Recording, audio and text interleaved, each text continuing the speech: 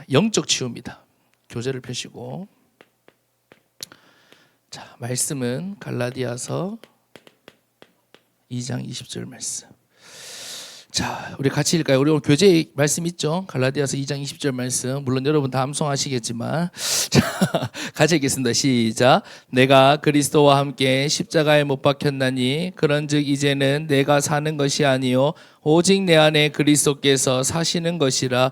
이제 내가 육체 가운데 사는 것은 나를 사랑하사 나를 위하여 자기 자신을 버리신 하나님의 아들을 믿는 믿음 안에서 사는 것이라. 아멘.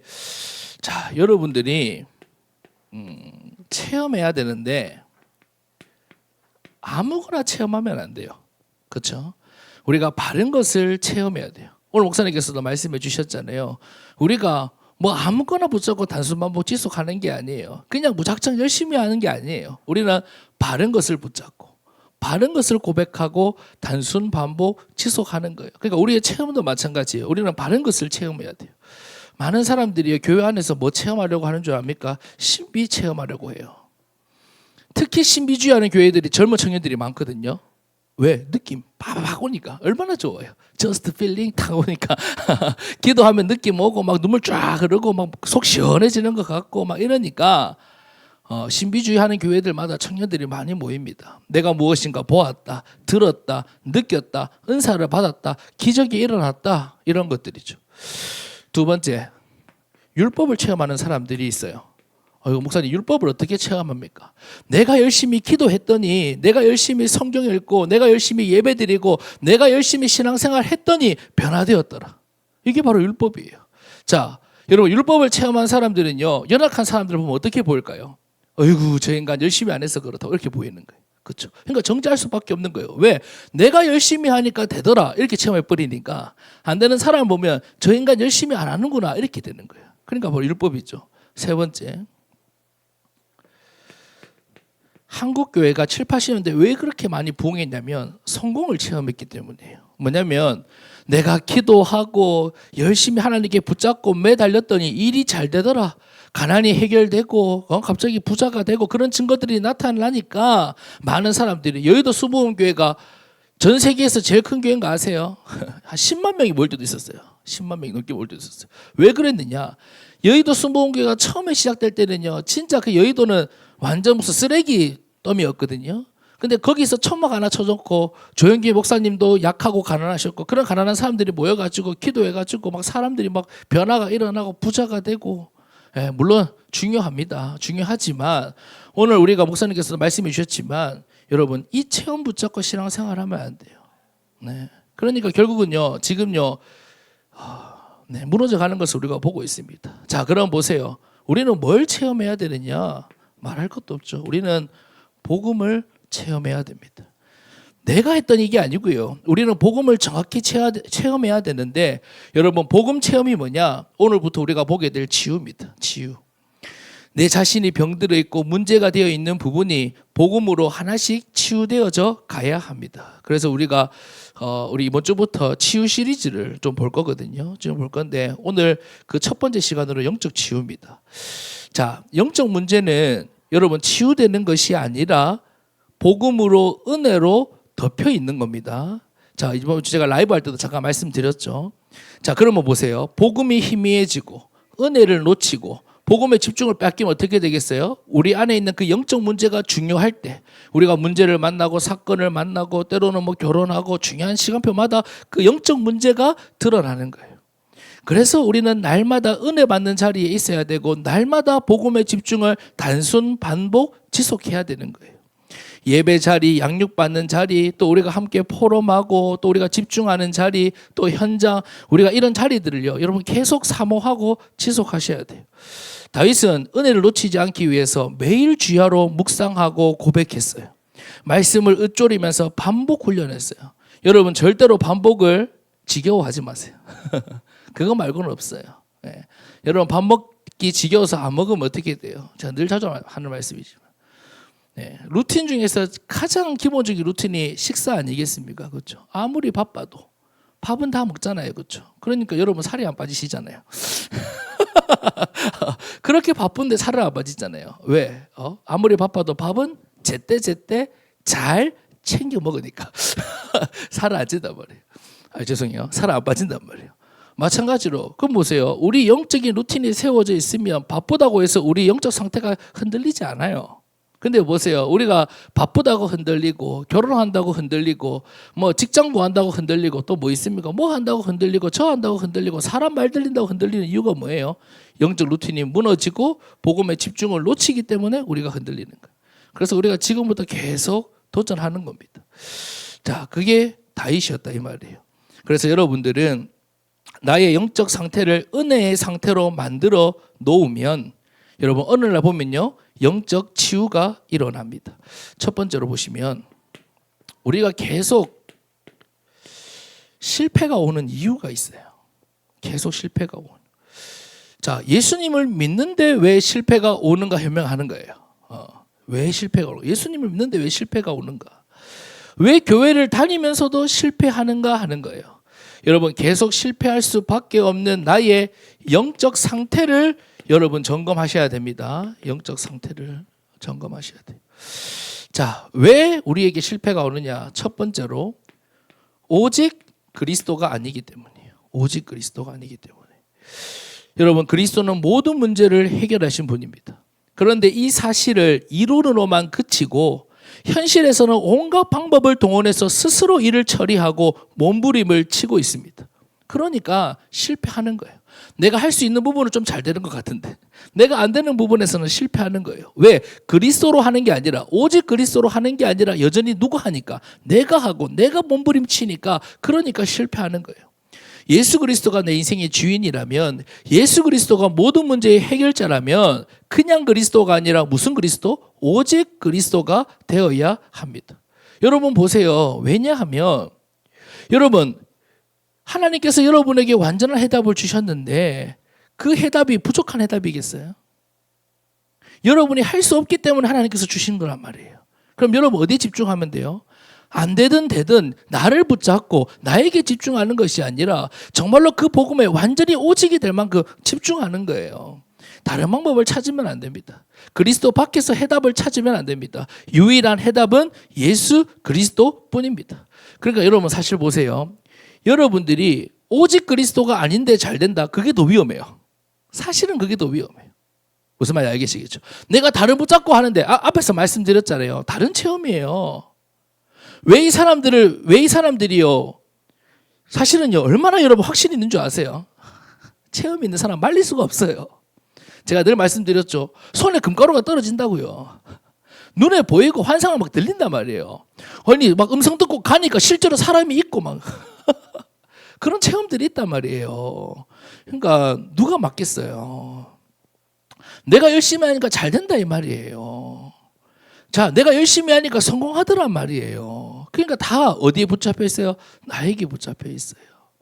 자, 그런데 여러분들은 그 나가 아니라 그 틀린 것이 아니라 하나님은 뭘 체험하기를 원하신다? 오직 그리스도. 오직 그리스도가 모든 문제 해답이기 때문에 여기에 담나고 체험하기를 원하십니다. 두 번째, 왜 우리가 실패하느냐? 염려하기 때문이에요. 염려. 복음은 가지고 있는데 구원받았는데 우리가 끊임없이 계속 염려하기 때문에. 그래서 우리가 다음 주에 하겠지만 우리 청년들은 지금부터 계속 뭘 치유받아야 되냐면 영적 치유 이후에 또 여러분 생각을 여러분 치유받아야 돼요. 제가 우리 청년들을 만나서 계속 말씀 주려고 하는 이유가 뭐냐면요, 여러분들이 틀린 생각에 잡히면 안 되기 때문에. 그래서 계속 여러분 만나서 답 주려고 하는 거예요. 특히 저는 제자 될 사람일수록 더 여러분 만나고 싶습니다. 잘 안 오는 사람을 만나는 게 아니라 제자 될 사람. 여기 있는 사람들은 다 제자 될 사람들이거든요.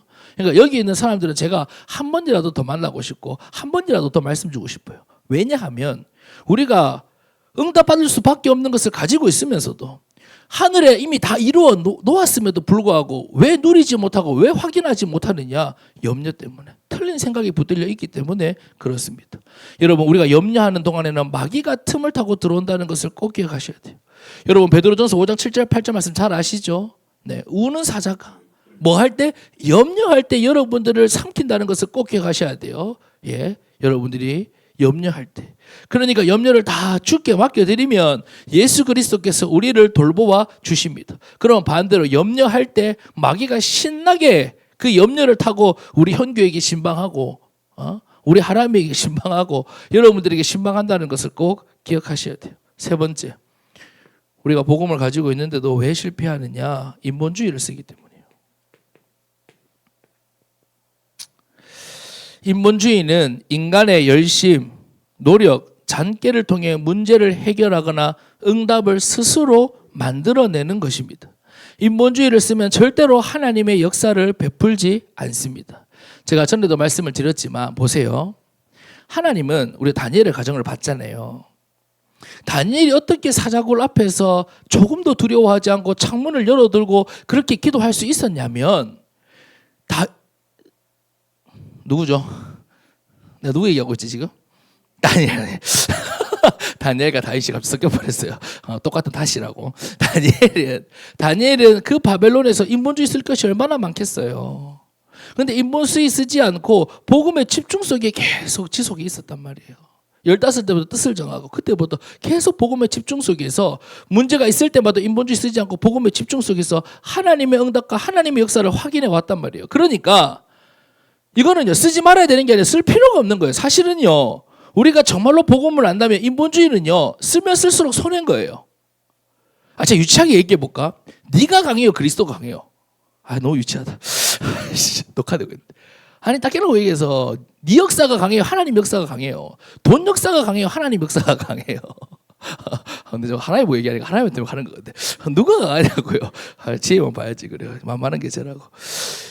제가 우스갯소리로 아까 제가 찬양할 때 갑자기 웃음이 나던데 저는 잔소리를 안 들어야 되지. 막 있잖아요. 찬양할 때 고음 부를 때가 어쩌고 저쩌고 뭐 표정이 이상하니 하면서 막 하니까 갑자기 찬양 부르 신경이 쓰여가 찬양을 못 부르겠는 거예요. 좀 집중하려고 하면 표정 펴야 되는데 이런 생각 들고 고음 올라가면 이상하다 했는데 그럼 우역인데 부르는 사람도 없는데 그래요. 여러분 잠 깨라고 말씀드렸습니다. 여튼 인본주의 쓰지 말라고. 인본주의 쓰지 말라고. 쓰면 쓸수록 여러분 손해라는 것을 여러분 꼭 기억하셔야 돼요. 우리는 인본주의가 아니라 신본주의가 돼야 됩니다. 내가 중심이 아니라 하나님 중심이 되어야 돼요. 여러분 사실 인본주의 쓰는 사람은 누가 중심되는 사람이에요? 그러니까 여전히 내가 중심되어 있는 사람이에요. 그러니까요. 보세요. 하나님 역사를 볼 수가 없어요. 그러니까 늘 실패하고 어려운 가운데 있을 수밖에 없는 것입니다. 내가 무엇을 하고 내가 판단을 하고 내가 결정을 내리고 내가 무엇인가를 바꾸려고 하는 것이 인본주의입니다. 여러분들은 인본주의가 아니라 신본주의가 되어서 무엇을 체험해야 되느냐? 하나님의 참된 역사와 하나님의 능력을 체험해야 됩니다. 하나님이 일하시도록 맡겨드려야 돼요. 하나님은 여러분들에게 여러분 조금 가지고 있는 그 능력 그거 확인하려고 하나님께서 여러분 부르신 거 아니에요. 여러분이 능력이 있든 없든 상관없는 하나님의 능력 속으로 여러분을 이끌어가기를 원하시는 거예요. 예. 그러니까 문제 앞에서 내가 되니 안 되니 그걸 확인하려고 하지 마세요. 내가 좀 된다고 들떠지도 말고 내가 좀 안 된다고 낙심할 필요도 없어요. 하나님은 여러분 자신을 확인하는 게 아니라 하나님의 능력을 체험하고 확인하기를 원하신다. 그러니 여러분 우리 세 가지 꼭 기억하세요. 여러분들이 아마 그런 의문이 있을 때가 있을 거예요. 분명히 나는 복음 가지고 있는데 왜 나에게 자꾸 실패가 오고 어려움이 오는가? 왜 자꾸 나는 안 되는 것 같은가? 그 영적 상태를 점검해야 되는데 세 가지. 오직 그리스도가 아니기 때문에, 염려하기 때문에, 인본주의를 쓰기 때문이다. 두 번째로. 자, 그러면 우리가 영적 치유를 받으려면 먼저 영적인 것이 풀려야 됩니다. 요한 3사 말씀에 계속 우리가 나왔는데 이 순서를 여러분 평생 기억해야 된다고 말씀드렸어요. 내 영혼이 잘된 같이 범사가 잘되고 강건하기를 원하노라. 특히 여러분들 잘 보세요. 여러분들은 지금 앞에 제가 보니까 여러분들 보면 지금 다 중요한 것들 앞두고 있잖아요. 왜냐하면 보세요. 직장 갔다 하더라도 결혼해야 될 거 아니에요? 결혼 중요하다. 선택 잘해라 이렇게 하면서 다들 여러분 아니 내가 후회한다는 거 절대 아니다 알겠죠? 나 너무 선택 잘했어요 하나님 은혜로. 제가 무슨 말씀 드리고 싶어요? 여러분 앞에 지금 다 지금 중요한 선택들이 있고 여러분들이 지금 다 미래를 앞두고 고민하고 있잖아요. 이때 여러분들이 순서를 바르게 해야 된다 이 말이에요. 아시겠어요? 그러니까 여러분들이 앞에 있는 그 선택, 앞에 있는 문제, 앞에 있는 어려움 그부터가 아니라 영적인 것부터 먼저 풀려야 나머지 게 풀려가는 거예요. 아시겠죠? 자, 영적 치유는 영적인 질서가 먼저 잡혀야 돼요. 질서가 깨졌기 때문에 병이 생기는 겁니다. 첫 번째로 영혼이 잘 풀려야 돼요. 영혼이.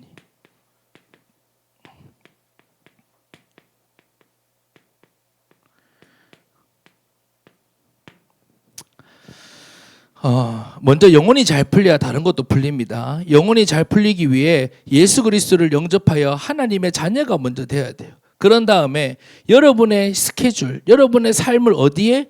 예배 중심에, 복음 집중 중심에 여러분들이 맞춰야 됩니다. 또한 여러분들이 또 주의 종을 만나고 전도자를 만나서 말씀 양육을 차근차근 받으면 더 좋고요.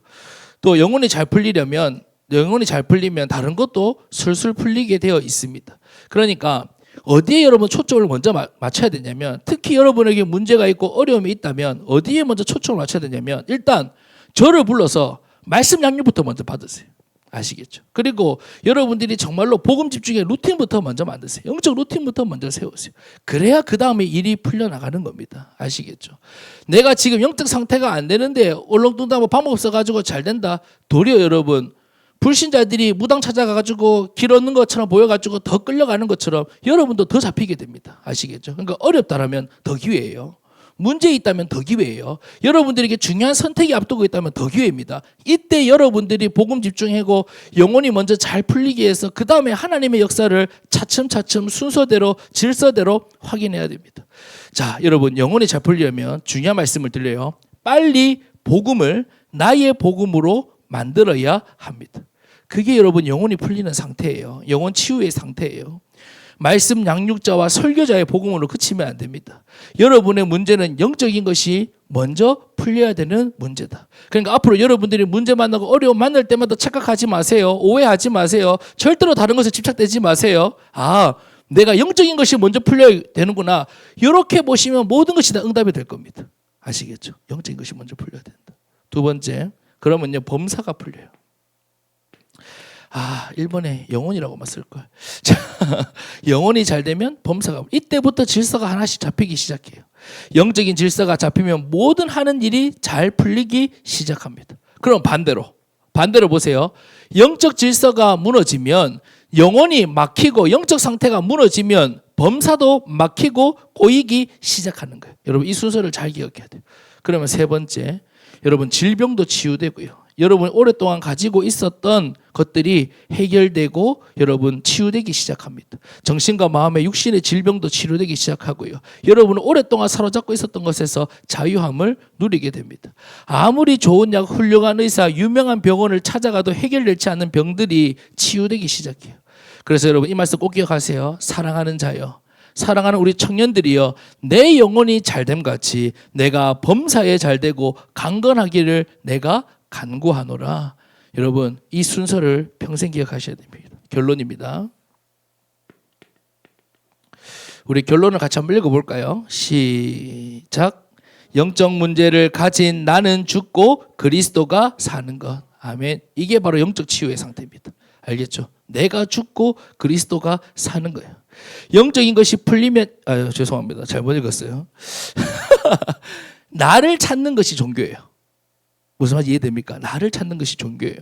우리는 복음 집중을 통해서 내가 대단한 사람이구나, 내가 할 수 있구나, 이것을 찾는 것이 아닙니다. 제가 이번 주 우리 경민이 회사 들어가서 메시지 하면서 그런 말씀을 나눴는데, 여러분 절대로 오해하지 마세요. 여러분 안에 그런 생각들이 있어요. 내가 복음에 집중하고 있으면 내가 이런 상태가 될 거야 라고 하는 여러분, 막연한 여러분들의 그게 있거든요. 여러분 절대 착각하시면 안 돼요. 나는 죽는 거예요. 나는 죽는 거예요. 그러니까 복음 집중이 뭐냐? 내가 뭐 어떤 상태가 되고 내가 훌륭한 사람이 되는 게 아니에요. 나는 안 돼요. 그래서 여러분 복음 집중인 거예요. 복음이 나를 이끌어가고 그리스도가 내 인생의 주인 되어서 하나님이 역사하시고 하나님의 능력을 우리는 체험하는 것이지, 내가 할 수 있다 없다를 체험하는 게 절대로 아니라는 것을 꼭 기억하셔야 돼요. 그러니까 영적 치유가 뭐다? 나는 죽고 그리스도가 사는 것. 이게 여러분 영적 치유의 가장 뭐라고 할까요? 퍼펙트하다고 할까요? 영적 치유의 상태예요.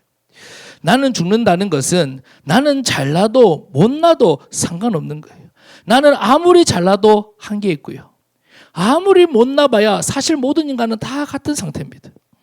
인본주의는 필요 없을 정도로, 염려가 안 될 정도로 오직 그리스도로 모든 것에 답이 날 만큼 복음에 집중된 상태, 이것이 바로 영적 치유입니다. 영적으로 병든 나는 죽고 그리스도가 사는 것이죠.